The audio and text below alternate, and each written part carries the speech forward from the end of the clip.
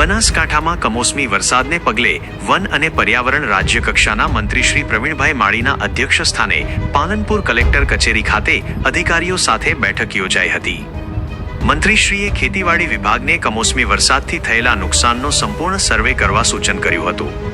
આ માટે ગ્રામ સેવકો ઉપરાંતના સ્ટાફની મદદ લેવા અને સેટેલાઇટ મેપિંગ સહિતની ટેકનોલોજીનો ઉપયોગ કરવા જણાવ્યું હતું। તેમણે જણાવ્યું કે મુખ્યમંત્રી શ્રી ભૂપેન્દ્રભાઈ પટેલ અને રાજ્ય સરકાર ખેડૂતોના હિતમાં સંવેદનશીલ છે। ખેતીવાડી વિભાગને ત્વરિત હેલ્પલાઇન નંબર ઊભો કરવા તાકીદ કરાઈ હતી। ખેડૂતોએ બનાવેલા રિચાર્જ કુવા સ્ટ્રક્ચરને કારણે વરસાદી પાણીનો તાત્કાલિક નિકાલ થઈ શક્યો હોવાથી મંત્રીશ્રીએ તેની સરાહના કરી હતી। મંત્રીશ્રીએ જિલ્લામાં આગામી 100 દિવસમાં કરવાની થતી કામગીરીનો રોડ મેપ તૈયાર કરવા પણ અધિકારીઓને જણાવ્યું હતું। રાજ્યના સંવેદનશીલ મુખ્યમંત્રીશ્રીના માર્ગદર્શન હેઠળ રાજ્યની અંદર જે પ્રમાણે કમોસમી વરસાદ ગ્લોબલ વોર્મિંગની જે અસરો દેખાઈ રહી છે એના ભાગરૂપે જે ક્યાંક તોફાન ક્યાંક વરસાદ પડી રહ્યો છે એની સમીક્ષા કરવા માટે આજે બનાસકાંઠા જિલ્લા કલેક્ટર કચેરીએ એનો રિવ્યૂ કરવા માટે આવ્યા છીએ।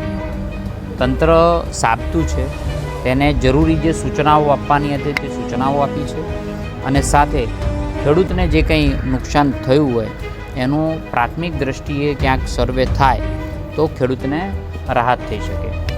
આવનારા સમયની અંદર બનાસકાંઠા જિલ્લામાં જે હજી જેવો માવઠું જે પડ્યું છે એ કેટલીક જગ્યાએ વધારે પડ્યું, કેટલીક જગ્યાએ ઓછું પડ્યું છે એનો સર્વે કરવા માટેની સૂચનાઓ આપી છે। ખેતીવાડી વિભાગ એ જોઈ રહ્યું છે। હજી પણ 2-3 દિવસ સુધી આગાહી છે તો દરેક ખેડૂત મિત્રોને મારી વિનંતી છે કે આપણે પોતે સાબતા રહીએ, આપણે અગમચેતીના ભાગરૂપે આપણે પણ સજાગ રહીએ એવી વિનંતી પણ કરું છું। જિલ્લા વહીવટીતંત્રએ પૂરી તૈયારી કરી છે। સંવેદનશીલ મુખ્યમંત્રી અને રાજ્યની સરકાર તમામ ખેડૂતોના પડખે છે। આખા રાજ્યની અંદર જ્યાં કંઈ આવી પરિસ્થિતિ નિર્માણ થયું છે અને ડિઝાસ્ટરની પરિસ્થિતિથી લઈને તમામ પ્રકારની તૈયારીઓનું આજે રિવ્યૂ કર્યું છે।